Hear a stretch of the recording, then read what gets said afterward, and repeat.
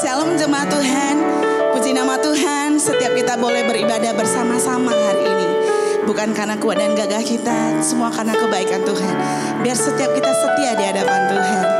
Hari ini kita siapkan hati kita, kita datang untuk menyembah Tuhan. Dia Allah yang bertata, Dia Allah yang penuh dengan kemuliaan. Kami datang di hadapan-Mu Tuhan. Kami naikkan ucapan syukur kami kepadamu Tuhan. Kami berikan Kau pujian, hormat dan kemuliaan. Kau Allah yang bertata, Kau Allah yang bertata. Yesus Kristus Tuhan, Kau Allah yang layak untuk ditinggikan selama-lamanya.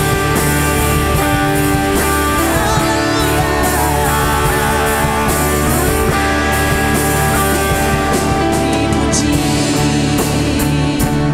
dihormat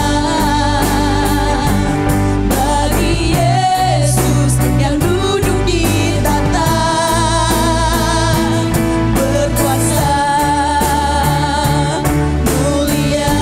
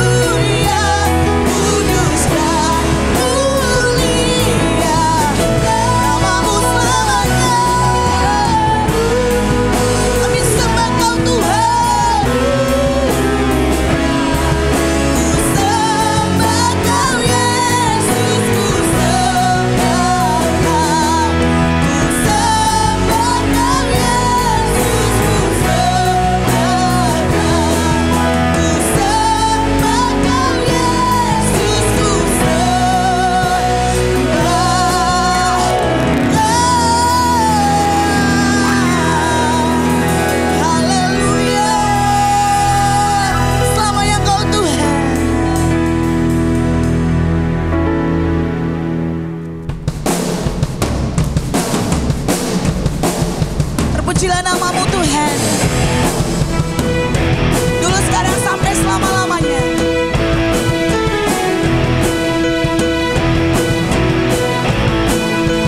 Sama-sama kita katakan, terpujilah namamu Tuhan, kuat dan penuh kemuliaan. Satu suara kami nyatakan, kebesaran-Mu tetap selamanya. Terpujilah, terpujilah namamu Tuhan. Amin. Satu hati kami nyatakan, kerajaan-Mu kekal selamanya.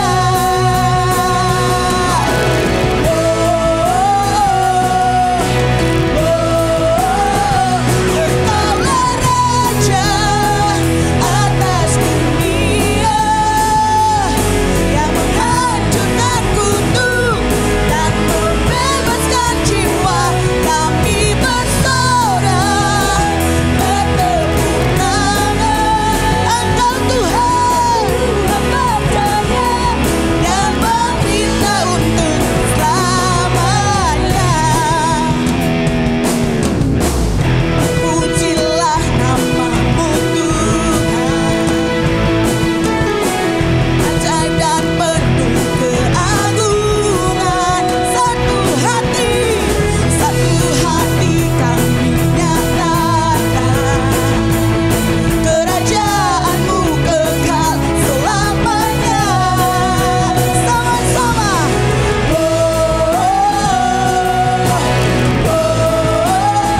Engkaulah Raja atas dunia, yang menghancurkan kutuk dan membebaskan jiwa. Engkau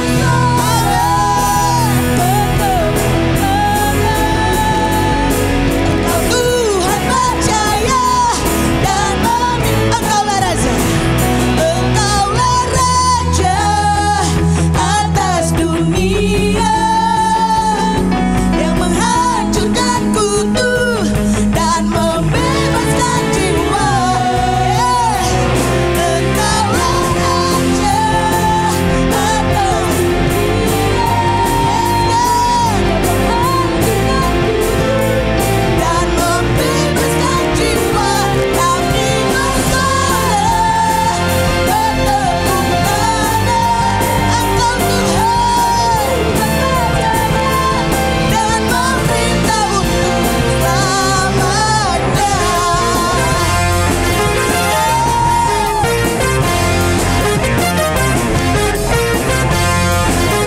tangan. Engkau Tuhan, dan meminta untuk selamanya. Haleluya, selamanya, selamanya Dia Raja. Yes, God.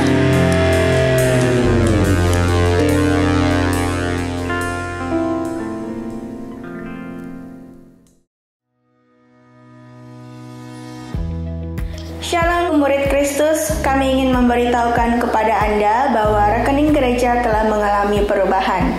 Rekening BNI atas nama Gereja Kristen Baitani BC yang selama ini kita gunakan sudah tidak berlaku lagi. Mulai hari ini Anda bisa mentransfer persembahan Anda ke nomor rekening yang baru, yaitu BNI atas nama GVI Blessing Community Medan dengan nomor rekening 20012350007. Anda juga masih bisa menggunakan rekening BCA atas nama Julfrida Boru Regar untuk mentransfer persembahan Anda. Perlu diingat bahwa rekening BNI dan BCA ini hanya boleh digunakan untuk melakukan pembayaran persepuluhan, ucapan syukur, dana diakonia atau dana misi Anda. Sementara apabila Anda ingin melakukan pembayaran janji pasti dan janji iman, silahkan menggunakan rekening BRI atas nama Yayasan Memberkati Kota dan Bangsa. Kami mohon apabila Anda telah melakukan transaksi persembahan atau pembangunan, silakan mengkonfirmasinya kepada Saudari Julfrida Siregar. Berikut adalah jadwal minggu ini di Blessing Community.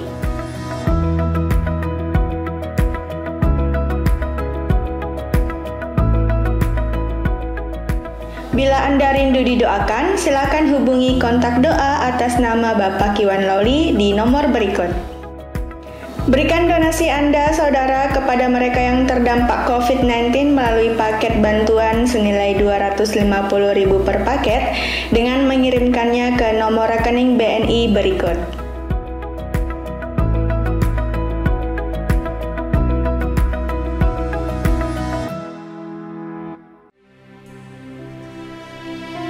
Setiap kami adalah milik-Mu Tuhan. Kau nyatakan kuasa-Mu dalam seluruh kehidupan kami.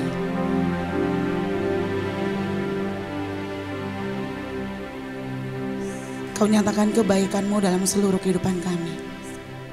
Setiap kami adalah milik-Mu Tuhan. Bahkan Kau nyatakan kemuliaan-Mu dalam seluruh kehidupan kami.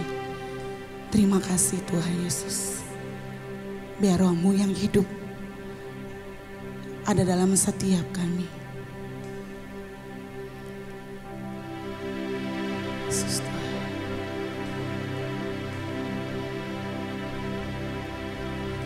Roh-Mu yang hidup penuhiku,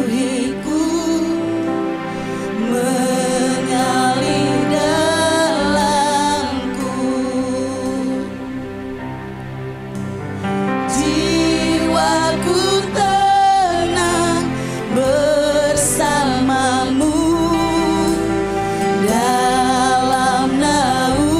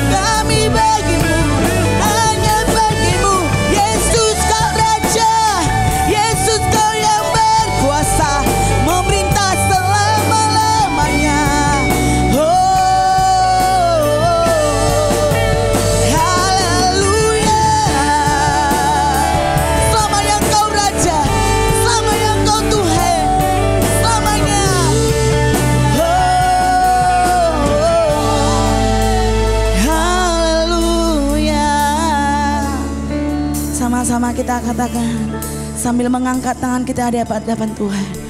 Ku buka hati Tuhan. Ku buka hati untuk jamahan-Mu, berserah penuh di hadirat-Mu.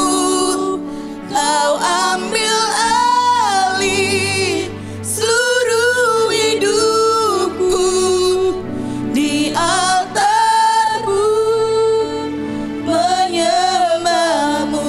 Ku buka hatiku, buka hati untuk jamahan-Mu, berserah penuh di hadirat-Mu. Kau ambil alih seluruh hidupku di altar-Mu, menyembah-Mu. di altar-Mu Tuhan, altar-Mu, menyembah di altar-Mu, di altar-Mu, menyembah-Mu. Ya Bapa Surgawi, kami adalah alat kemuliaan-Mu ya Tuhan. Hidup kami mencerminkan kemuliaan-Mu. Tuhan, hidup kami bukan untuk diri kami. Tujuan hidup kami bukan untuk diri kami. Tapi tujuan hidup kami untuk kemuliaan bagi nama-Mu. Kami mau menyerahkan hidup kami ke dalam tangan-Mu, supaya Engkau yang mengambil alih, supaya dimanapun kami ada Tuhan, kami boleh mencerminkan kemuliaan-Mu.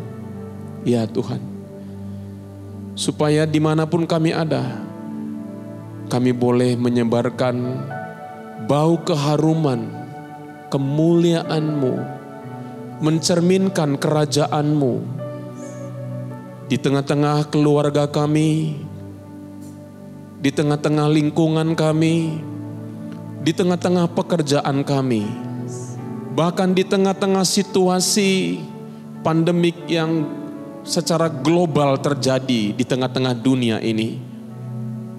Bapa, biarlah umat-Mu bercahaya, bersinar terang Tuhan. Oleh karena Engkau yang mengambil alih kehidupan kami. Tuhan, terima kasih Bapa. Kami bersyukur kepadamu Bapa. Kami berterima kasih. Hari ini kami boleh beribadah bersama-sama. Sekalipun jemaat-Mu ada di rumah mereka masing-masing, di tempat di mana mereka masing-masing ada. Tapi kami percaya Roh Kudus ada dimanapun umat-Mu ada Tuhan, baik yang ada di kota Medan maupun yang ada di luar kota Medan. Pengurapan Tuhan, anugerah Tuhan, kebaikan Tuhan, kemurahan Tuhan senantiasa menyertai semua umat Tuhan di dalam nama Tuhan Yesus. Dan kami para pelayan yang ada di tempat ini, pengurapan-Mu bekerja di dalam kami dan melalui kami ya Tuhan. Terima kasih Bapa Surgawi, kami bersyukur kepadamu Bapa. Terpujilah nama-Mu Tuhan. Segala pujian, hormat, kemuliaan hanya bagi nama-Mu. Di dalam nama Tuhan Yesus, kita semua yang percaya katakan amin. Amin. Puji Tuhan, hari ini kita sama-sama saudaraku memperingati, mengingat kembali ya bahwa Tuhan kita, Tuhan Yesus Kristus saudaraku, ya Dia bukan hanya lahir, ya Dia bersama-sama dengan umatnya. Dia bukan hanya mati, tetapi Dia juga bangkit. Dan bukan hanya bangkit dengan tubuh kebangkitan, tetapi juga saudaraku naik ke surga. Saudara yang kekasih di dalam nama Tuhan Yesus, saudara, perjalanan kehidupan kekristenan kita bukanlah sebuah tata cara ibadah yang kita lakukan berdasarkan asumsi-asumsi, ya, bukanlah berdasarkan aturan-aturan, tetapi saudaraku, semua kehidupan kerohanian kita, saudaraku, harus mengacu kepada apa yang Tuhan sudah lakukan, saudaraku. Ya, jadi saudaraku, semuanya harus mengacu, harus mengarah kepada apa yang Tuhan sudah perbuat. Itulah sebabnya kehidupan kekristenan kita itu bukan karena kekuatan dan kemampuan kita, tetapi daripada apa yang Tuhan sudah lakukan. Nah, dari apa yang sudah Tuhan lakukan, saudaraku, sebagai orang percaya, kita mempercayai apapun yang Tuhan Yesus sudah lakukan, seperti yang Alkitab katakan bahwa Alkitab adalah firman Allah, kebenaran Allah, Alkitab tidak bersalah, Alkitab adalah benar-benar firman Allah, dan apapun yang dikatakan oleh firman Tuhan di dalam Alkitab itu adalah benar adanya. Ya, nah saudaraku, ya, kelahiran Yesus, saudaraku, itu punya makna. Kelahirannya sedikit saja, saudaraku, kelahirannya berbicara tentang bahwa ada pengharapan baru. Ya, bahwa Allah datang diam bersama-sama dengan umatnya. Dia adalah Allah Immanuel.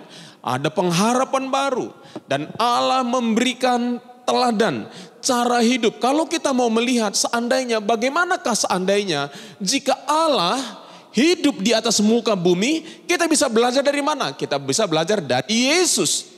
Prinsip-prinsip Yesus datang, saudaraku, dari surga. Dia membawa prinsip-prinsip kerajaan surga di atas muka bumi ini.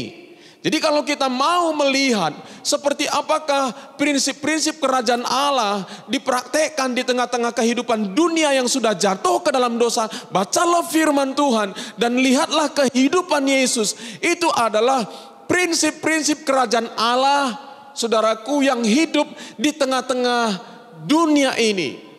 Kerajaan dunia ini, saudaraku, kerajaan demi kerajaan, bangkit, muncul, dan mati. Bangkit, muncul, dan mati. Bangkit, muncul, dan mati. Tetapi kerajaan Tuhan tetap kekal selama-lamanya.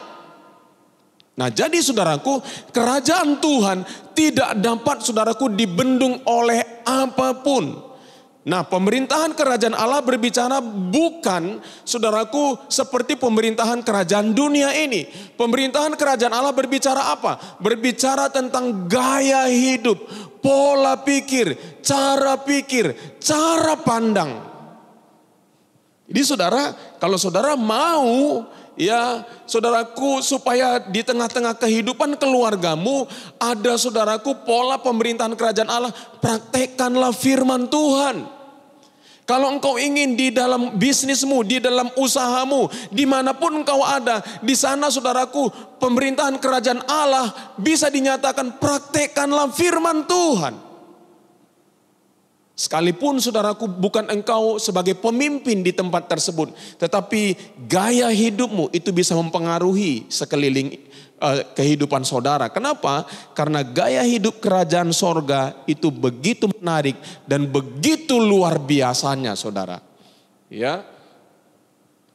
Nah, saudara, kelahiran Yesus punya makna rohani. Ya, lalu kematian Yesus juga punya makna rohani, saudaraku. Saudaraku, Yesus mati di kayu salib menggantikan kita. Kita yang harusnya mati, tapi karena Yesus sangat mengasihi kita, Yesus membayar harganya. Ya, Yesus, saudaraku, menggantikan kita. Kematiannya menebus kita. Darahnya yang sudah dicurahkan, karena darah itu bicara tentang penebusan. Saudara, ketika saudara ingat bahwa ketika Adam jatuh ke dalam dosa, saudaraku, ya, saudaraku, manusia itu mengambil kulit pohon ara, daun kulit pohon ara, saudaraku, dan menyematkan untuk menutupi rasa malunya akibat dosa. Dosa itu membuat kita merasa malu. Kita merasa malu terhadap diri kita sendiri, dan kita malu terhadap orang lain, saudaraku, dengan dosa-dosa kita. Banyak orang, saudaraku, menutupi dosanya dengan perbuatan-perbuatan baik. Banyak orang, saudaraku, menutupi dosanya dengan berbagai macam aktivitas ritual. Saudaraku, itu nggak bisa terjadi. Makanya, saudaraku, Tuhan, ya, membunuh binatang dan mengambil kulitnya dan menutupinya. Itu bicara tentang apa? Nubuatan bicara tentang apa? Kematian Yesus nanti, saudaraku, di kayu salib dan darahnya dicurahkan. Nah, jadi ingat saudara bahwa Allah menjadikan bumi ini, ya, dan Alkitab berkata bahwa Allah, nah ini menarik. Saya bacakan satu ayat kepada kita saudaraku, ya. Di dalam kitab Ibrani 4 ayat 1 sampai 3 dikatakan begini. Sebab itu baiklah kita waspada supaya jangan ada seorang di antara kamu yang dianggap ketinggalan. Sekalipun janji akan masuk ke dalam tempat perhentiannya masih berlaku, karena kepada kita diberitakan juga kabar kesukaan sama seperti kepada mereka. Tetapi firman pemberitaan itu tidak berguna bagi mereka karena tidak bertumbuh bersama-sama oleh iman dengan mereka yang mendengarnya. Nah, makanya saudaraku, yang paling diperlukan bagi kita ini apa? Iman, percaya. Kita percaya dengan apa yang Tuhan sudah lakukan. Itu saja saudaraku, orang percaya itu saudaraku. Ya, Tuhan sudah melakukannya dan kita percaya saudara. Ya, sebab kita yang beriman, ya katanya nggak berguna kalau apa? Karena pemberitaan itu tidak berguna bagi mereka atau bagi siapa saja, karena tidak bertumbuh bersama-sama oleh iman dengan mereka yang mendengarnya.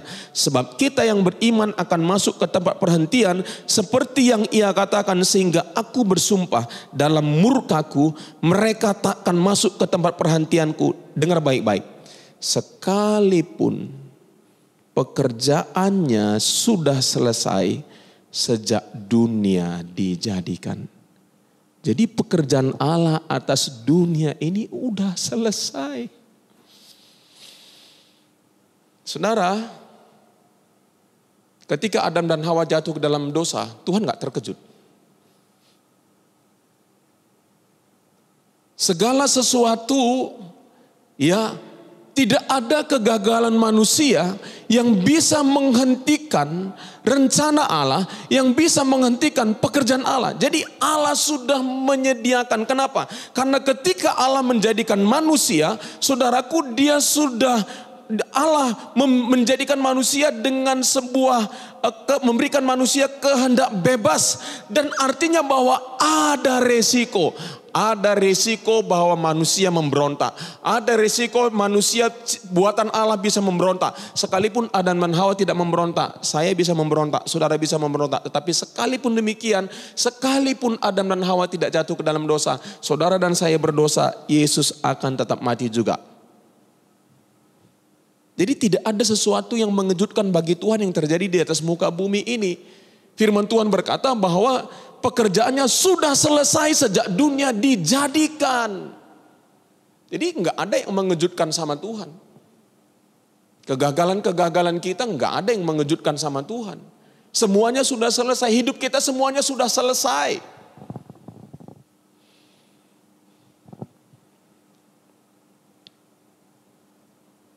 Jadi saudara yang kekasih dalam nama Tuhan Yesus, ya, bahkan Alkitab berkata, kita itu dipilih sebelum dunia dijadikan.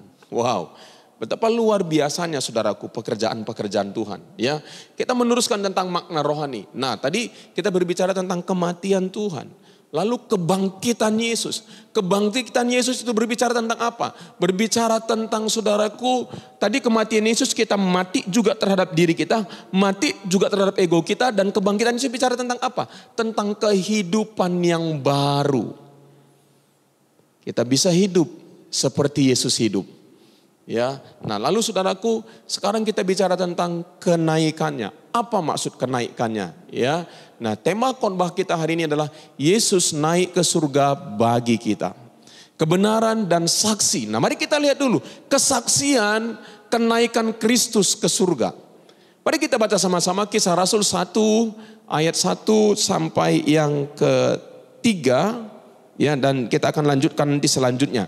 Hai Theophilus, dalam bukuku yang pertama aku menulis tentang segala. Penulis kitab Kisah para Rasul ini adalah Lukas, saudaraku. Ya, hai Theophilus, dalam bukuku yang pertama aku menulis tentang segala sesuatu yang dikerjakan dan diajarkan Yesus sampai pada hari ia terangkat.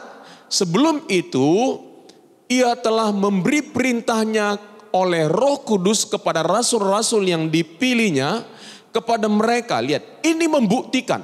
Jadi murid-muridnya adalah saksi mata, saudaraku. Ya, kepada mereka ia menunjukkan dirinya setelah penderitaannya selesai, dan dengan banyak tanda ia membuktikan bahwa ia hidup.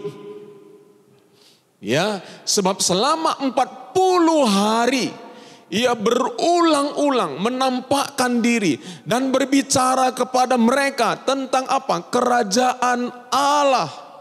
Ya, kerajaan Allah, pemerintahan Allah atas hidup pribadi, atas sebuah kehidupan sekelompok orang, gereja Tuhan. Jadi di dalam ayat itu dikatakan selama 40 hari ia berulang-ulang menampakkan diri, ya, dan berbicara kepada mereka untuk membuktikan bahwa dia hidup. Dia sudah bangkit. Nah, tentunya itu sangat menguatkan murid-muridnya. Bahwa semua apa yang Yesus katakan terbukti bahwa dia akan bangkit. Dia mati, dia menderita, dia mati dan dia bangkit. Saudara, nah ayat yang ke-11, 9 sampai 11. Sesudah ia mengatakan demikian, ayat ini berkata, terangkatlah ia disaksikan oleh mereka dan awan menutupnya dari pandangan mereka. Dan ketika mereka sedang menatap ke langit, waktu ia naik itu, tiba-tiba berdirilah 2 orang berpakaian putih dekat mereka dan berkata kepada mereka, hai orang-orang Galilea, mengapakah kamu berdiri melihat ke langit? Yesus ini yang terangkat ke sorga, meninggalkan kamu, akan datang kembali dengan cara yang sama seperti kamu melihat dia naik ke surga. Saudara, saya percaya murid-murid yang menyaksikan Yesus naik ke surga, mereka sangat takjub. Ya, firman Tuhan berkata kira-kira ada sejumlah 500 orang yang menyaksikan Yesus naik ke surga. Sesuatu yang sangat menakjubkan. Saksi matanya itu sangat luar biasa, saudaraku. Dan kita berdoa juga, ya, supaya di zaman kita ini, sebelum kita berharap, kita berdoa sebelum kita dipanggil Tuhan. Ya, saudaraku, kita bisa melihat kedatangan Tuhan yang kedua kali. Tentunya caranya akan sangat-sangat menakjubkan dan sangat-sangat luar biasa. Dan saya percaya, saudaraku, waktu-waktu ini adalah waktu-waktu di mana kedatangan Tuhan sudah sangat amat dekat. Bagi orang-orang yang tidak percaya, kedatangan Tuhan Yesus yang kedua kali itu akan sangat menakutkan, saudara. Bahkan mereka berkata kepada gunung, hai gunung timpa kami, hai gunung sembunyikan kami. Tapi bagi kita umat Tuhan yang percaya, kedatangan Tuhan itu adalah sebuah kemenangan.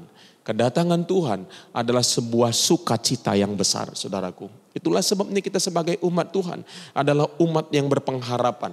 Saudaraku, kenapa? Karena satu kali ketika Tuhan datang, kita akan dimuliakan dan kita akan memerintah bersama-sama dengan Yesus. Wow, luar biasa, saudara. Ya, jadi bagi orang-orang yang tidak percaya, kedatangan Tuhan itu seperti sebuah musibah. Kedatangan Tuhan itu sangat menakutkan bagi mereka. Kedatangan Tuhan itu seperti sebuah bencana kepada mereka. Kedatangan Tuhan itu seperti penghukuman kepada mereka. Tetapi bagi kita umat Tuhan yang percaya, kedatangan Tuhan itu merupakan sebuah kemenangan. Kedatangan Tuhan itu merupakan sebuah kemuliaan. Kedatangan Tuhan, saudaraku, itu artinya saudaraku kita akan memerintah bersama-sama dengan Yesus. Nah, mari kita lihat berikutnya. Bukti bahwa Yesus ada di surga. Nah, Kisah Rasul pasal yang ke-7 ayat 55 sampai 56 mengatakan demikian. Tetapi Stefanus yang penuh dengan Roh Kudus menatap ke langit. Lalu melihat, ini Stefanus ini saudaraku dibunuh, dilempari pakai batu, dirajam pakai batu. Karena dia menceritakan, mengkhotbahkan, menyampaikan berita tentang Yesus yang sudah dibunuh oleh orang-orang Farisi, saudaraku. Tetapi Stefanus yang penuh dengan Roh Kudus menatap ke langit. Bayangkan saudara, jadi kalau orang martir itu saudara, Ya, kalau mereka martir, mati, ya dibunuh karena nama Tuhan, udah nggak ada ketakutan loh saudara. Kenapa? Karena kemuliaan Tuhan melingkupi hidup mereka. Tetapi Stefanus yang penuh dengan Roh Kudus menatap ke langit, lalu melihat kemuliaan Allah. Jadi saudaraku, kalau orang saudaraku martir, maka kalau dia benar-benar sungguh-sungguh menyerahkan hidupnya kepada Tuhan, udah nggak ada ketakutan saudara. Ya, yang ada kekuatan dan keberanian. Lalu melihat kemuliaan Allah, dan lihat ayat itu berkata, dan Yesus berdiri di sebelah kanan Allah. Bayangkan saudaraku, Yesus di sorga, di dalam Alkitab, nanti kita lihat di dalam kitab Ibrani dikatakan duduk saudaraku. Tapi Yesus sendiri berdiri seperti memberikan sebuah penghormatan, sebuah aplaus saudaraku. Sama seperti seorang juri yang sedang duduk, contohnya di dalam acara-acara tertentu saudaraku. Lalu saudaraku juri berdiri memberi tepuk tangan saudaraku, itu artinya standing applause. Nah dalam ayat ini dikatakan Yesus berdiri di sebelah kanan Allah. Lalu katanya, Stefanus berkata, sungguh aku melihat langit terbuka dan anak manusia yaitu Yesus berdiri di sebelah kanan Allah. Jadi Stefanus, Alkitab membuktikan, menyatakan bahwa Yesus sekarang ada di surga. Nah, pertanyaannya adalah apakah yang Yesus lakukan saudaraku ada di surga? Apa maksud kenaikan Kristus ke surga saudara? Ya, yang pertama, duduk di sebelah kanan Allah Bapa. Duduk artinya apa? Duduk artinya bahwa menyatakan bahwa pekerjaan pengorbanannya untuk kita sudah selesai. Ya, sudah selesai. Yesus tidak perlu mati berulang-ulang. Sama seperti imam besar saudaraku di dalam perjanjian lama. Saudaraku, imam besar itu harus berulang-ulang pergi ke bait Allah untuk apa? Untuk mempersembahkan korban pengampunan dosa, saudaraku, buat umatnya dan bahkan buat dirinya berulang-ulang. Itulah sebabnya saudaraku di bait Allah itu nggak ada tempat duduk saudara. Kenapa? Karena itu mencerminkan bahwa imam besar saudaraku ya di dalam perjanjian lama terus menerus harus mempersembahkan korban saudara untuk penebusan dosa. Tetapi ya Kristus saudaraku di dalam ayat ini dikatakan begini. Selanjutnya setiap imam melakukan tiap-tiap hari pelayanannya dan berulang-ulang. Terus menerus. Mempersembahkan korban yang sama. Yang sama sekali tidak dapat menghapuskan dosa. Ya, kira-kira hanya bisa menutupi dosa. Tidak bisa menghapuskan dosa. Dan kalau Allah sudah menghapuskan dosa kita, itu seperti disetip saudaraku, udah gak kelihatan lagi saudara. Kira-kira begitu saudaraku. Dia tidak mengingat dosa-dosa kita lagi.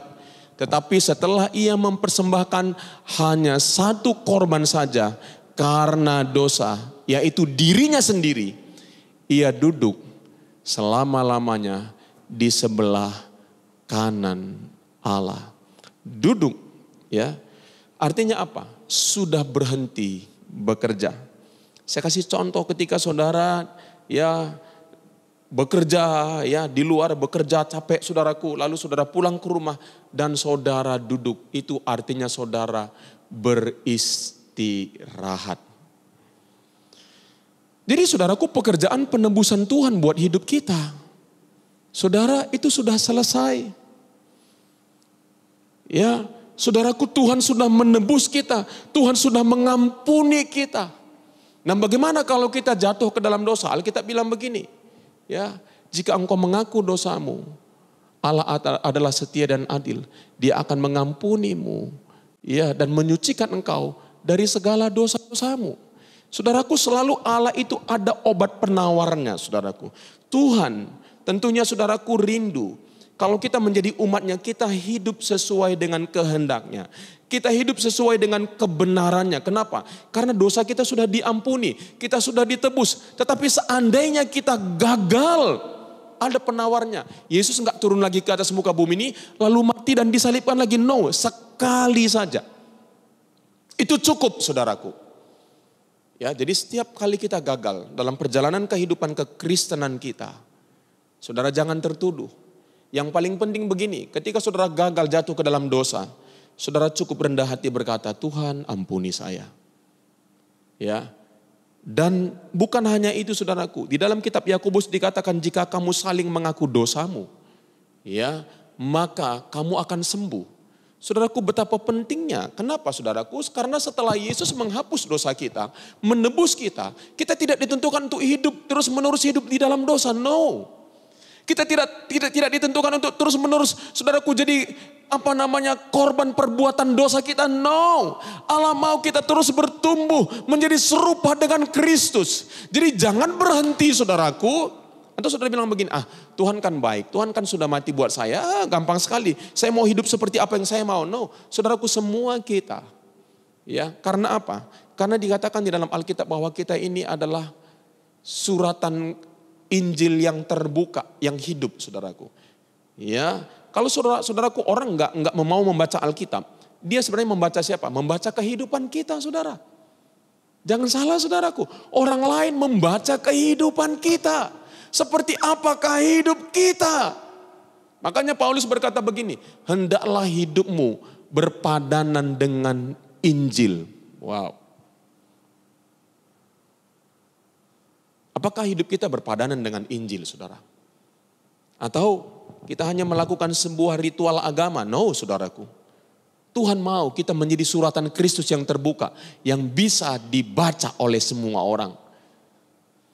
Tentunya kita belum sempurna, tetapi kita harus bertumbuh menuju kepada kesempurnaan. Saudara, kehidupan kekristenan kita nggak boleh sama. 10 tahun yang lalu, 5 tahun yang lalu, 3 tahun yang lalu, 2 tahun yang lalu, 1 tahun yang lalu. Saat ini harus ada pertumbuhan. Kenapa? Karena saudaraku, Yesus sudah menghapus dosa kita, ada rasa aman. Tidak ada lagi penuduhan. Ya, karena Yesus sudah menyelesaikan tugasnya, saudaraku, menjadi korban buat hidup kita. Ingat, dosa itu saudaraku memang membawa penuduhan dalam hidup kita. Makanya saudaraku, untuk obat penawar penuduhan itu apa? Kita berkata, Tuhan ampuni saya. Saya sudah berdosa Tuhan, saya sudah melakukan pelanggaran, saya sudah melanggar kebenaran-Mu, Tuhan ampuni saya. Yang paling diperlukan di sana apa? Kerendahan hati, saudara. Ya. Dengan cara itu, saudara, hidup kita akan terus bertumbuh, terus akan bertumbuh, terus akan bertumbuh, terus akan bertumbuh. Ya. Jadi saudaraku ingat bahwa dan bukan hanya dosa kita. Kalau saya berkata saudaraku sesuai dengan firman Tuhan berkata bahwa seluruh hidup kita itu Tuhan sudah selesaikan. Ya. Semuanya udah selesai. Jadi kalau saya katakan saudaraku, ya bahwa kehidupan kita ini hanya pertandingan ulangan, saudara. Ya, ketika saya menyiapkan firman Tuhan ini, ya dikatakan bahwa ia duduk. Ya lalu saya baca lagi satu ayat firman Tuhan. Di dalam Ibrani 4 ayat 10 dikatakan, sebab barang siapa telah masuk ke tempat perhentiannya, ia sendiri telah berhenti dari segala pekerjaannya, sama seperti Allah berhenti dari pekerjaannya. Duduk itu artinya juga beristirahat dan berhenti. Saudaraku, hari ini saya praktekkan firman Tuhan ini, saudara. Ada sesuatu yang sangat kritikal dalam kehidupan kami yang harus selesai pada hari ini, saudara. Ya, tadi pagi ketika bangun pagi, saudaraku lalu berdoa, ada keinginan hati untuk segera buru-buru, saudara. Ya, tapi saya ingat firman Tuhan yang bilang begini, ya. Orang itu mengandalkan kuda, orang itu mengandalkan kekuatannya, tetapi aku mau mengandalkan Tuhan. Lalu saya menenangkan hati saya di hadapan Tuhan dan saya berkata, Tuhan, semua persoalanku sudah selesai. Ya, aku mau beristirahat. Aku bekerja dalam keadaan istirahat. Aku melakukan tugasku dalam keadaan istirahat. Artinya apa? Bahwa semua sudah selesai di hadapan Tuhan. Dan selesainya firman Tuhan berkata itu mendatangkan kebaikan. Semuanya baik. Saudara benar saudara. Hari ini ketika saya menyiapkan firman Tuhan ini tadi malam saudara. Ketika saya baca ayat ini. Tadi pagi ketika saya berdoa saya renungkan ayat ini.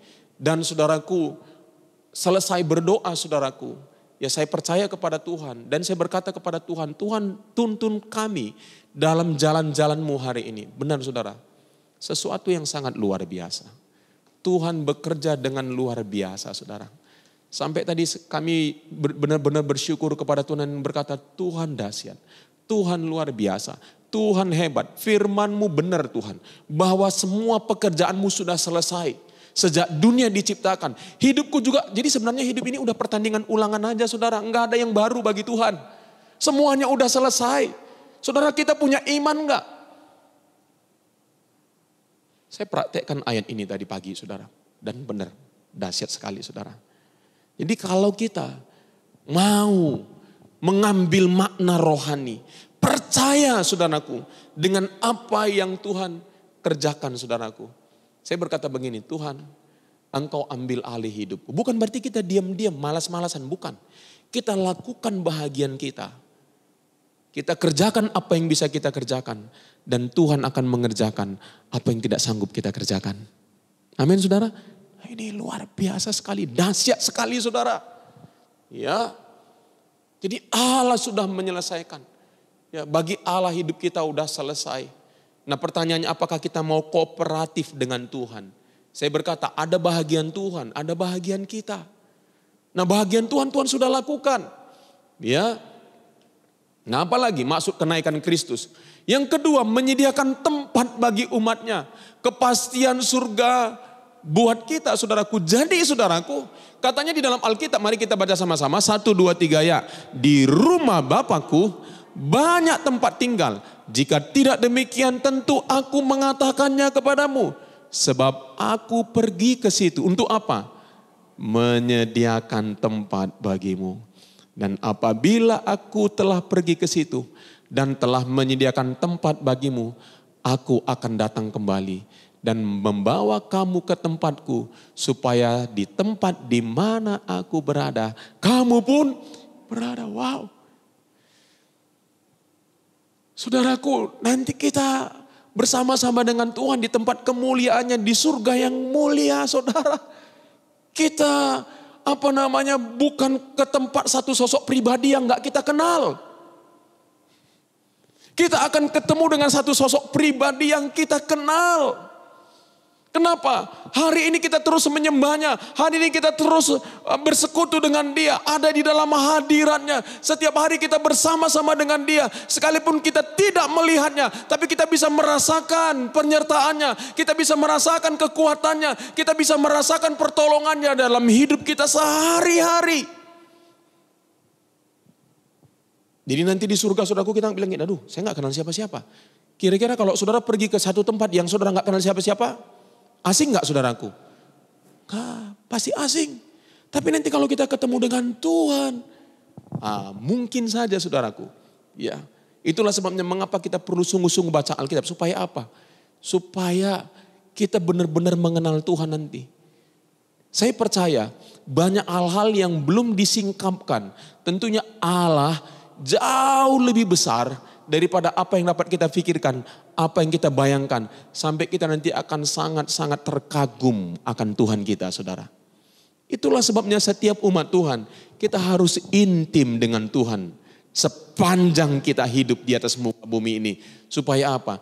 Supaya kita nanti ketemu dengan Tuhan gak bengang-bengong saudaraku. Kok beda ya dengan apa yang aku tahu gitu ya. Tapi saudaraku kita ya ini loh Tuhan yang luar biasa. Jadi saudaraku Allah bilang dia itu merintis. Merintis itu saudaraku seperti dia pergi kembali, bukan seperti dia kembali ke surga untuk merintis apa? Untuk menyediakan tempat bagi kita. Nah kalau kita saudaraku dipanggil Tuhan memang tubuh kebangkitan, tubuh kemuliaan ini gak cocok tempatnya. alam dunia ini gak cocok tempatnya saudaraku. Makanya Yesus harus kembali ke surga saudaraku. Ya, saudaraku, untuk apa? Untuk merintis, menyediakan tempat. Dan kita pun nanti saudaraku bersama-sama dengan Tuhan ada di dalam kemuliaannya. Ya, jadi puji Tuhan saudaraku bahwa bagi kita orang-orang percaya. Banyak orang gak tahu setelah mereka mati kemana. Mereka bilang gak tahu. Ya, mudah-mudahan kita masuk surga. No. Tapi Yesus memberi janji. Makanya Alkitab berkata begini, akulah jalan dan kehidupan dan kebenaran. Tidak ada seorang pun sampai kepada Bapa kecuali melalui aku. Makanya Yesus itu adalah jaminan bagi kita. Ya, ketika kita dipanggil Tuhan atau ketika Tuhan datang kedua kali di zaman kita, Tuhan sudah menyediakan tempat bagi kita. Ada sebuah jaminan, saudara. Itu sangat luar biasa. Ya, jadi itu yang kedua. Ya, ketiga, Tuhan Yesus menghadap Allah untuk kita. Mari kita baca Ibrani 9 ayat 24. 1, 2, 3, ya. Sebab Kristus bukan masuk ke dalam tempat kudus buatan tangan manusia yang hanya merupakan gambaran saja dari yang sebenarnya. Tetapi ke dalam sorga sendiri untuk apa? Menghadap hadirat Allah guna kepentingan kita. Wow. Karena gini, kalau tanpa Kristus kita binasa saudara. Gak bisa cuman berkata aku percaya kepada Allah saja. Tanpa melalui Yesus. Kenapa? Yesus adalah pengantara. Ya, antara kita dengan Bapa. Ada Yesus di tengah-tengahnya. Nah, jadi kalau kita percaya Yesus, Yesus akan membawa kita kepada Bapa. Ya. Nah, Yesus naik ke surga menurut ayat ini, tetapi di dalam surga sendiri untuk menghadap hadirat Allah guna kepentingan kita. Apa? Untuk menjadi pengantara bagi kita. Karena itu ia sanggup juga menyelamatkan dengan sempurna. Wow, semua orang yang oleh dia, apa katanya? Datang kepada Allah. Ia sanggup menyelamatkan dengan sempurna semua orang yang oleh dia datang kepada Allah. Sebab ia hidup senantiasa apa? Menjadi pengantara. Hari ini kami dipertemukan dengan seseorang yang menjadi pengantara kami dengan seseorang yang kami perlukan dalam hidup kami, di dalam urusan kami hari ini. Saudara, kami ketemu dengan orang itu, Tuhan bawa dengan cara yang ajaib, menurut saya yang luar biasa, gak kepikiran. Ya, lalu kami ketemu dengan orang itu, saudaraku, dan dari orang itulah kami menemukan orang yang memang kami perlu ketemu dengannya, saudaraku, untuk ada urusan tertentu yang kami harus kami kerjakan hari ini.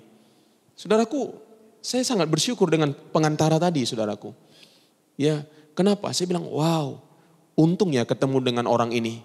Ya, saya ngomong sama istri saya, untung kita ketemu dengan orang ini. Untuk kita bisa ketemu dengan orang yang sesungguhnya kita perlukan. Saudaraku, kita gak bisa ketemu Bapa di surga yang sumber kehidupan kita. Kita gak bisa ketemu dia kecuali melalui pengantaranya. Pengantarnya siapa? Yesus. Wow. Bersyukur gak untuk pengantara itu? Ya, saudara. Ya. Dia yang mempertemukan kita dengan sumber kehidupan kita. Bapa artinya apa? Sumber hidup. Tanpa Yesus, saudara dan saya gak bisa ketemu dengan sumber hidup, saudara. Jadi betapa luar biasanya pekerjaan Yesus. Betapa sempurnanya Allah kita. Allah Tritunggal itu masing-masing dengan porsinya. Masing-masing dengan bahagian yang mereka kerjakan itu begitu luar biasa, saudara. Saudara, kita nggak bisa mengenal Allah tanpa Yesus, saudaraku. Saudara mau langsung ketemu Allah, nggak bisa. Allah itu kudus. Nggak sanggup kita ketemu dengan Allah, mati kita, saudara. Tapi Yesus yang sudah menjadi pengantara, yang mampu menyelamatkan kita, sehingga kita bisa berseru, ya Aba, ya Bapa. Wow, dahsyat sekali. Mari kita agungkan Yesus, amin. Kita muliakan Yesus, amin. Nah, apalagi saudaraku, mari kita baca Ibrani 4, 14-16. 1, 2, 3 ya. Karena kita sekarang mempunyai imam besar agung yang telah melintasi semua langit. Yaitu siapa? Yesus, Anak Allah. Baiklah kita teguh berpegang pada pengakuan iman kita. Pegang teguh pengakuan iman, itu penting. Pegang teguh kepercayaan kita, sebab imam besar yang kita punya bukanlah imam besar yang tidak dapat turut merasakan kelemahan-kelemahan kita. Makanya kalau kita gagal, saudara, katanya ayat ini, Tuhan bisa, saudaraku, turut merasakan tantangan, penderitaan, persoalan, banyaknya masalah. Katanya, saudaraku, imam besar kita bisa turut merasakan. Waduh, saudara, kalau punya persoalan, lalu saudara sharing sama seseorang, saudara, orang itu turut merasakan dan saudara ditepuk-tepuk, dia bisa katakan, saya juga turut merasakan apa yang kamu rasakan. Wah, rasanya beban separuh udah hilang gak? Rasanya ada yang bisa merasakan perasaan saya ya. Nah, Tuhan kita turut merasakan.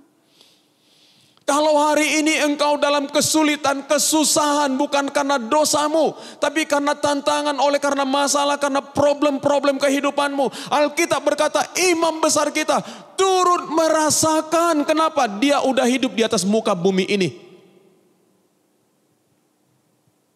Makanya saudaraku, ketika Petrus gagal, dia nggak hakimi Petrus. Dia bilang, Petrus, aku udah berdoa buat kamu. Yudas memang udah kita baca yang lalu, saudaraku, hari Minggu yang lalu. Yudas itu memang nggak percaya, dari awalnya nggak percaya. Ini nggak bisa, saudaraku. Kalau nggak percaya nggak diselamatkan, saudara. Saudara baca nanti ulang, dengar khotbah yang lalu, saudaraku. Nah, Petrus sudah menyangkal, Thomas saja nggak percaya, saudaraku, dalam arti kata apa-apa. Bahwa dia bangkit, bukan nggak percaya kepada Yesusnya. Dia percaya kepada Yesus, tapi dia nggak percaya apa benar-benar bangkit. Tuhan bilang, nih Thomas, kita dalam hidup ini penuh dengan kelemahan-kelemahan, saudara. Tapi jangan berhenti di kelemahanmu, saudara. Karena Tuhan mau pakai hidupmu, amin. Ya, katanya dia adalah imam besar yang turut merasakan kelemahan-kelemahan kita. Sebaliknya sama dengan kita. Nah, inilah yang menjadi kekuatan kita. Ia telah dicobai, hanya tidak berbuat dosa. Sebab itu, dia bisa jadi imam besar. Kalau dia berdosa, dia nggak bisa jadi imam besar. Karena dia harus sama seperti imam besar dalam perjanjian lama. Dia sendiri harus mempersembahkan korban untuk dosanya sendiri. Tapi kalau Yesus tidak, makanya imam besar yang kita punya itulah imam besar yang mulia, yang tidak berdosa, yang tidak bercacat celah. Dia tidak perlu mempersembahkan korban buat dirinya untuk diterima oleh Bapa. Nah, sebab itu apa? Marilah kita dengan penuh keberanian menghampiri tahta kasih karunia. Nah, tadi ketika ini bicara pengantara tadi. Ketika kami telepon orang yang kami memang penting sekali dengan orang itu. Istri saya telepon bilang begini, Pak, kami dapat nomor Bapak dari Pak si Anu. Nah, langsung diterima, saudara. Oh, makanya saudara berdoa, di dalam nama Yesus, Bapak bilang yes. Saudara lihat, luar biasanya Yesus, saudara. Waktu istri saya bilang, Pak, kami dapat nomor telepon Bapak dari Bapak si Anu. Bilang, oh. Jadi kalau kita datang kepada Bapa di dalam nama Yesus, kira-kira Bapa di surga bilang apa? Oh. Nah, itu loh, saudara. Ya. Makanya katanya, marilah kita dengan penuh keberanian. Saudaraku, kalau kita datang tanpa Yesus, siapa kita, saudara? Mau mengandalkan apa? Ritual kita. Perbuatan baikmu seperti kain kotor, kata Tuhan. Enggak ada yang bisa kamu andalkan datang kepada Tuhan, enggak ada. Kita semua berdosa. Ya, tetapi karena Yesus, saudara. Sebab itu marilah kita dengan penuh keberanian menghampiri tahta kasih karunia. Apa itu tahta kasih karunia? Supaya kita menerima rahmat, menemukan kasih karunia untuk mendapatkan pertolongan kita pada waktunya. Jadi saudaraku, apapun tantangan persoalan yang kita alami, kita berani menghadap tahta kasih karunia Tuhan. Supaya kita menerima rahmat dan mendapatkan pertolongan pada waktunya. Rahmat itu, saudaraku, bicara tentang kebaikan Tuhan. Bicara tentang apa? Kemampuan untuk kita menanggung setiap tantangan dan persoalan yang kita alami. Oh, dia mendapatkan kasih karunia, artinya apa? Dia mendapatkan kekuatan dan kemampuan untuk melewati masa-masa sulit dalam hidupnya. Apa masa sulitmu di masa-masa COVID-19 ini? Engkau, kita semua perlu rahmatnya Tuhan. Amin. Perlu kasih karunia-Nya Tuhan, saudara. Luar biasa sekali itu, Tuhan itu, saudara. Maksud kenaikan Kristus. Tuhan Yesus yang adalah kepala gereja, kepala dan gereja adalah tubuhnya, duduk di sebelah kanan Allah Bapa untuk memerintah. Mari kita baca sama-sama. 1, 2, 3, ya. Yang dikerjakannya di dalam Kristus dengan apa? Membangkitkan dia dari antara orang mati. Dan mendudukkan dia di sebelah kanannya di sorga. Jauh lebih tinggi dari segala pemerintah dan penguasa dan kekuasaan dan kerajaan dan tiap-tiap nama yang dapat disebut. Bukan hanya di dunia ini saja, melainkan juga di dunia yang akan datang. Dan segala sesuatu telah diletakkannya di bawah kaki Kristus. Dan dia telah diberikannya kepada jemaat sebagai kepala dari segala yang ada. Jemaat yang adalah tubuhnya, yaitu kepenuhan dia yang memenuhi semua dan segala sesuatu. Gereja, saudara dan saya adalah bicara tentang apa? Tubuhnya Tuhan, kepenuhannya Tuhan. Nah, menurut ayat ini bahwa Kristus itu kepala. Ya, kepala itu, saudaraku, semua gerakan saya, tindakan-tindakan saya itu harus mengacu kepada kepala. Kepala yang memerintah, saudara. Ya. Nah, saudaraku, sedangkan tubuh jasmani saya saja, saya mau bergerak, saya mau ini, saya mau apa, saya tadi siap-siap mau datang kembali, itu semuanya ada di sini. Saya harus apa dulu, buat apa dulu, lakukan apa dulu, semuanya di sini.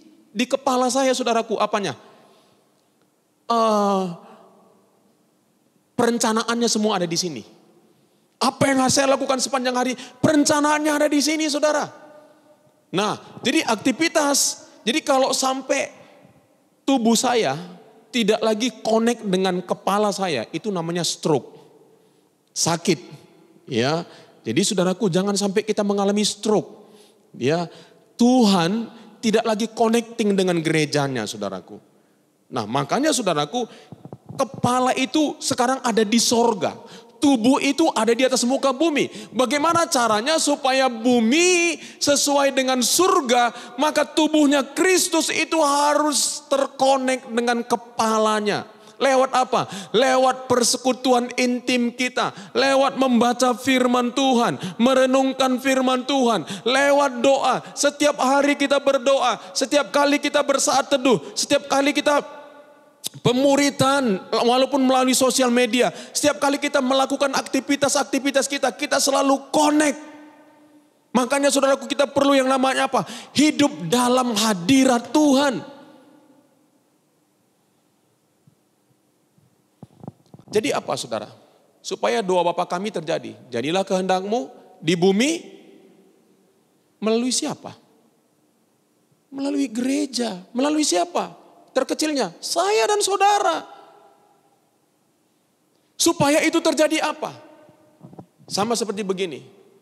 Saudaraku, supaya tubuh saya, supaya apa yang pikiran saya, ya itu bisa terlaksana, itu dia harus memerintah tubuh saya. Makanya gereja harus diperintah oleh Kristus. Makanya hidup kita setiap hari harus diperintah oleh Kristus. Tiap hari doa begini, Tuhan bawa aku hari ini sesuai dengan jalan-jalan-Mu. Doa, saudara. Ada beberapa doa yang saya mau sampaikan kepada saudara yang kemarin juga saya sampaikan. Tuhan, pakai anggota-anggota tubuhku sepanjang hari ini untuk memuliakan Engkau. Tuhan, pakai hidupku dimanapun aku ada hari ini, aku bisa jadi berkat bagi banyak orang. Saudaraku, kita memerintah bukan sama dengan pemerintahan dunia ini, saudara. Dunia ini memerintah apa? Dengan tangan besi. Nah, coba saudara, Saya tertarik, ada seorang berkata begini saudaraku, seorang hamba Tuhan berkata begini. Kehebatan manusia bukanlah menemukan alat ya untuk apa? Membunuh ular, bukan. Kehebatan manusia adalah bagaimana dia bisa menjinakkan ular dan membuat ular itu bisa menari-nari sesuai dengan apa yang dia inginkan. Itulah kehebatan manusia. Saudara, kehebatan kita bukan dengan kekerasan. Kehebatan kita bukan dengan memerintah dengan tangan besi. Kehebatan kita adalah apa? Bagaimana hidup kita mempengaruhi hidup orang lain, ya, sehingga mereka bisa mengikuti kebenarannya Tuhan. Bukan dipaksa, saudara. Contohnya begini, saudara mungkin bukan orang yang penting di dalam perusahaanmu menurut jabatanmu. Tetapi saudaraku, ternyata lewat perbuatan-perbuatanmu, lewat sikap hidupmu, engkau bisa memberi sebuah warna yang baru di tempat pekerjaanmu. Wow, itu luar biasa. Itu yang dimaksudkan. Kalau seorang bos, dia bilang begini, lakukan ini. Kalau kamu gak lakukan, pecat. Itu tadi saudaraku, kehebatannya cuma apa? Bisa menemukan alat membunuh ular. Tetapi bagaimana contohnya saya sebagai seorang pemimpin. Bagaimana orang melakukan seperti apa yang saya inginkan lewat apa? Lewat teladan hidup saya, saudara. Itu baru benar, saudara. Makanya hidup kita, saudaraku, memerintah. Kita memerintah bukan dengan sekedar perkataan kita, tapi apa? Dengan teladan hidup. Ya, di rumah saudara, ya. Kemarin saya melihat sebuah sebuah drama di televisi, bagus sekali drama tersebut, saudara. Saya sampai berpikir begini, hebat bangetnya. Ada seorang ibu yang menjadi pengantara antara suami istri dan anaknya. Karena istri ini udah bercerai, saudaraku. Dan akhirnya ibu ini, saudaraku, mampu membuat keluarga ini, saudaraku, saling mengampuni satu dengan yang lain. Sekalipun suami istri ini tidak bersatu lagi, tetapi ternyata ibu ini mampu membuat mereka, kenapa? Anaknya begitu kepahitan loh, saudara. Saya bilang luar biasa ya. Ternyata hidup yang benar yang kita manifestasikan itu sangat mengagumkan loh, saudara. Benar loh, saudara. Hidup Kristus yang kita manifestasikan dalam hidup kita. Waduh, itu benar-benar loh, saudara. Benar-benar luar biasa, saudara. Ya, jadi mari saudaraku yang kekasih, kita belajar bertumbuh di dalam apa? Di dalam kehidupan Kristus yang kita hidupi dan kita manifestasikan. Supaya apa, saudaraku? Supaya lewat hidup kita bisa memberi warna, menjadi memerintah di atas muka bumi ini. Saudara jangan berkata begini, siapa saya? Mungkin saudara seorang anak, tetapi apa? Di rumahmu engkau menjadi contoh, menjadi teladan. Lewat perkataanmu, lewat perbuatanmu, lewat sikap hidupmu, lewat teladan hidupmu. Keluargamu bilang, wow, dahsyat sekali. Itu sangat kelihatan, sangat menonjol kelihatan. Ya. Yang terakhir, saudara, yang kelima, maksud kenaikan Kristus. Iblis tidak dapat menuduh dan mendakwa kita lagi di hadapan Allah. Saudara ingat Ayub didakwa sama iblis? Wah, itu kan karena engkau apa katanya? Engkau melindungi dia. Saudara baca dalam kitab Zakaria, itu Imam Yosua didakwa oleh iblis. Nah, setelah kematian Yesus, saudara, kebangkitannya dan kenaikannya ke surga, iblis nggak bisa nuduh kita lagi kepada Allah. Nah, ayat ini bilang begini. Yuk, ayat terakhir kita baca sama-sama. 1, 2, 3 ya. Nyaring di surga berkata, sekarang telah tiba keselamatan dan kuasa dan pemerintahan Allah kita dan kekuatan Dia yang diurapinya. Karena apa? Telah dilemparkan ke bawah pendakwa saudara-saudara kita yang mendakwa mereka apa? Siang dan malam di hadapan Allah kita. Dan mereka mengalahkan dengan apa? Mengalahkan dia oleh darah anak domba. Oleh apa? Perkataan kesaksian mereka. Oleh apa? Karena mereka tidak mengasihi nyawa mereka sampai ke dalam maut. Iblis enggak bisa mendakwa kita lagi. Kenapa? Karena darah anak domba Allah. Dan bukan hanya itu. Yesus sekarang menjadi pembela kita. Di mana dia? Duduk di sebelah kanan Allah Bapa. Mari kita berdoa, saudara. Mari anak-anak Tuhan, Jemaat Tuhan dan seluruh tim, haleluya, luar biasa sekali hidup kita dalam perlindungan Tuhan, dalam pertolongan Tuhan, dalam anugerah Tuhan, kasih sayang Tuhan, kesetiaan Tuhan, kemurahan Tuhan dalam hidup kita. Luar biasa sekali. Allah kita, Tuhan kita, Yesus Kristus yang menjadi pengantara bagi kita. Semua perbuatan-perbuatannya, saudaraku, itu cukup bagi kita. Lebih daripada cukup, berlimpah-limpah, saudaraku, dalam kehidupan kita. Sungguh luar biasa Tuhan kita. Hidupmu sudah selesai di hadapan Tuhan. Yang kau perlu lakukan adalah percaya. Perlindungannya ada dalam hidupmu. Penyertaannya ada dalam hidupmu. Pertolongannya ada dalam hidupmu. Karena dia sudah menyelesaikan semua tugas-tugasnya. Sudah selesai.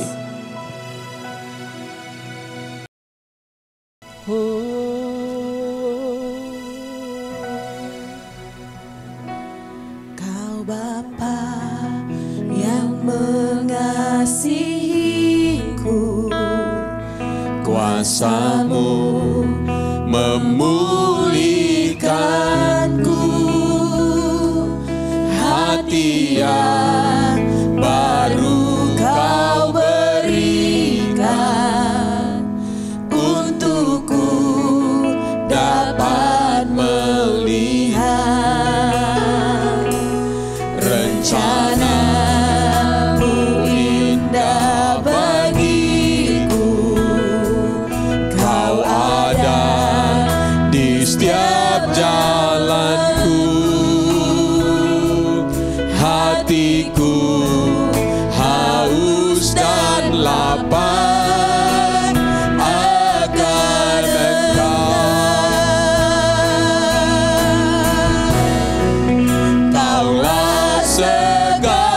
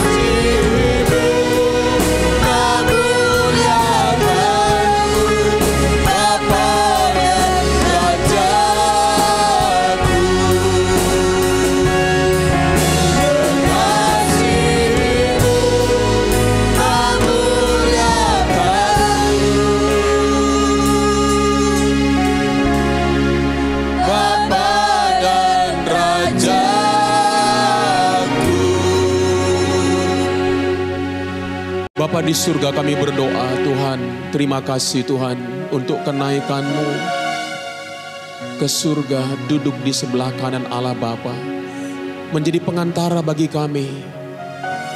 Tuhan menjadi pembela bagi kami. Siapakah yang dapat memisahkan kami daripada Kristus? Sebab Kristus yang menjadi pembela bagi kami. Tidak ada satupun yang dapat mendakwa kehidupan kami. Dan pekerjaan-Mu Bapa sudah selesai, pekerjaan-Mu Yesus sudah selesai bagi kami ya Tuhan. Bapa, kami berdoa, celikkanlah mata rohani kami. Celikkan mata hati kami. Terangi mata hati kami.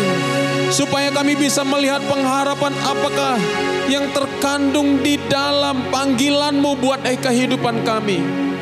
Supaya kami Tuhan tidak menjadi kecewa dan putus asa. Tidak menjadi lemah dan mundur daripada-Mu.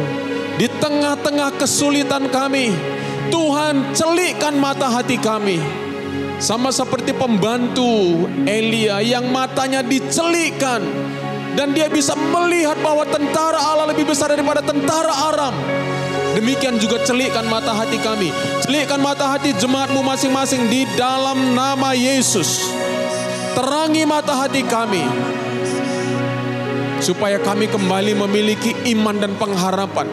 Kepercayaan teguh kami kepada Kristus di tengah-tengah perjalanan kehidupan kami. Dan kami percaya Engkau menyertai kami dalam perjalanan kehidupan kami. Tuhan, terima kasih Bapa. Kami bersyukur kepadamu ya Bapa. Sebab hidup kami sudah selesai di hadapan-Mu. Selesai dengan sempurna. Engkau sanggup menyelamatkan hidup kami dengan sempurna. Menjadi pengantara bagi kami. Tuhan, terima kasih Tuhan. Terima kasih Bapa. Kami bersyukur kepadamu Bapa. Bahkan untuk kegagalan kami pun ada penawarnya di dalam Engkau Tuhan. Engkau sanggup membangkitkan kami kembali. Engkau sanggup menguatkan, meneguhkan, menghiburkan, memberi semangat yang baru. Seperti Petrus yang sudah meninggalkan dan kecewa karena menolak Engkau, menyangkal Engkau, kembali menjadi seorang rasul yang luar biasa. Demikian juga di antara umat-Mu Tuhan. Kami percaya Engkau sanggup membangkitkan kembali kehidupan kami. Gairah yang baru, semangat yang baru, kekuatan yang baru. Di dalam nama Tuhan Yesus. Haleluya Tuhan. Terima kasih Tuhan.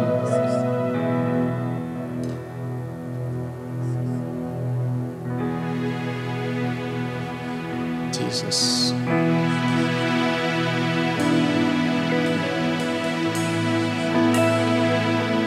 Terima kasih Tuhan Yesus.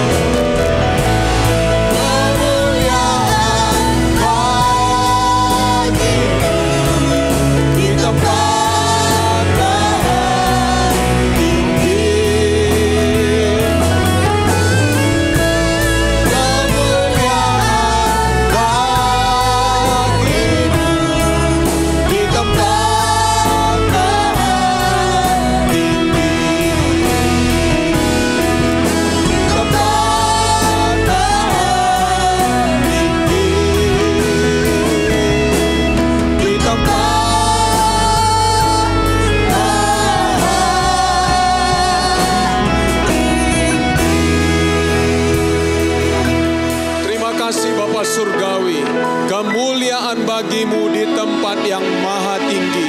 Terima kasih ya Bapa Surgawi. Terima kasih Tuhan Yesus Kristus. Anugerah-Mu yang begitu besar dan Roh Kudus-Mu yang menuntun langkah hidup kami, yang memimpin kami, yang berdiam di dalam diri kami, yang menasehati, menguatkan, meneguhkan kehidupan kami. Tuhan, terima kasih Bapa.